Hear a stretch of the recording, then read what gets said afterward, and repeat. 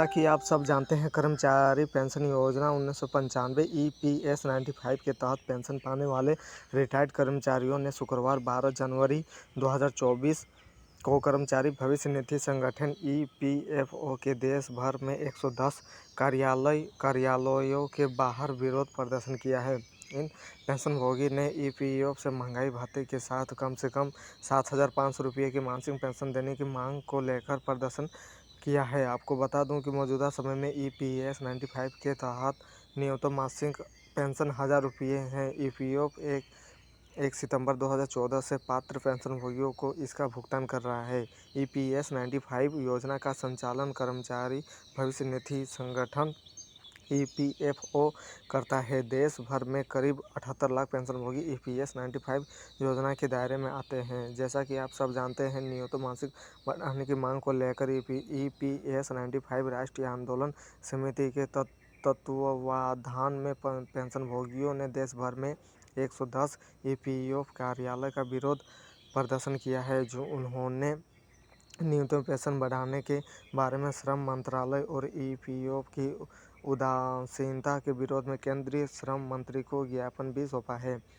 जैसा कि आप सब जानते हैं, आंदोलन समिति के एक बयान के मुताबिक दिल्ली के भिकाजी कामा प्लेस स्थित ईपीएफओ कार्यालय पर आंदोलन समिति के राष्ट्रीय अध्यक्ष कमांडर अशोक रावत और राष्ट्रीय महासचिव वीरेंद्र सिंह रावत के नेतृत्व में प्रदर्शन किया गया है। अशोक रावत ने कहा कि पिछले 6 वर्षों से पेंशनभोगी न्यूनतम पेंशन को बढ़ाकर 7,500 रुपये प्रति माह करने और महंगाई भत्ते, पेंशनभोगी और उसके पति या पत्नी के लिए मुफ्त चिकित्सा सुविधा की मांग को लेकर विरोध प्रदर्शन कर रहे हैं। बयान में आरोप लगाया कि श्रम मंत्री इस संबंध में बार-बार आश्वासन दे रहे हैं और प्रधानमंत्री भी 2 बार आश्वासन दे चुके हैं, लेकिन अभी तक कोई घोषणा नहीं की गई है। श्रम मंत्री के बारे में आश्वासन देने के बाद ईपीएफओ इसे लेकर संजीदा नहीं है। बयान के मुताबिक हाल ही में श्रम मंत्री का आश्वासन मिलने पर जंतर मंतर पर अनशन रोक दिया गया था, लेकिन अब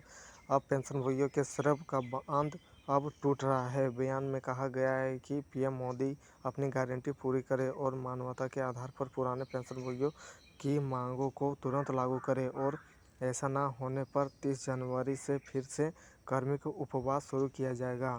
मांगें पूरी होने तक जारी रहेगा। ये न्यूज़ रिपोर्ट के आधारित से जानकारी मिला है। आपको बता दूं, क्या ईपीएफ पेंशन की तारीख 2023 तक बढ़ा दी गई है। तो जैसा कि आप सब जानते हैं, इससे पहले यह डेड लाइन 31 दिसंबर 2023 को ख़त्म हो गई थी, जिसे अब एक बार फिर आगे बढ़ा दिया गया है। इसके बाद से अब नियोक्ताओं के पास हायर पेंशन एप्लीकेशन को प्रोसेस करने का ज़्यादा वक्त मिल गया है। ईपीएफ आपको बता दूं कि न्यूनतम पेंशन कितनी बढ़ी हुई है। तो जैसा कि आप सब जानते हैं कि न्यूनतम पेंशन राशि बढ़ाकर 1,000 रुपया कर दी गई है। साथ ही मासिक पेंशन योग्य सैलरी को 15,000 रुपये तक बढ़ा दिया गया है। आपको बता दूं, ईपीएस 90 पेंशन कितनी बढ़ी हुई है। तो जैसा कि आप सब जानते हैं, वर्तमान में के मुताबिक आपको बता दूं कि पेंशन 2023 पर सुप्रीम कोर्ट का फैसला क्या हुआ है। तो जैसा कि आप सब जानते हैं, कोर्ट ने यह भी स्पष्ट किया गया है कि हमारे आदेश के अनुपालन का मतलब बकाया रकम वास्तव में न्यायिक अधिकारियों के सैलरी खातों में जमा होना है, न कि सिर्फ आदेश जारी करना या कोई और बहाना। दरअसल सुप्रीम कोर्ट ने बकाया वेतन के भुगतान के संबंध में पहले के निर्देशों के मुताबिक उनका अनुपालन 30 जुलाई 2023 तक पूरी से प्रभावी होना था।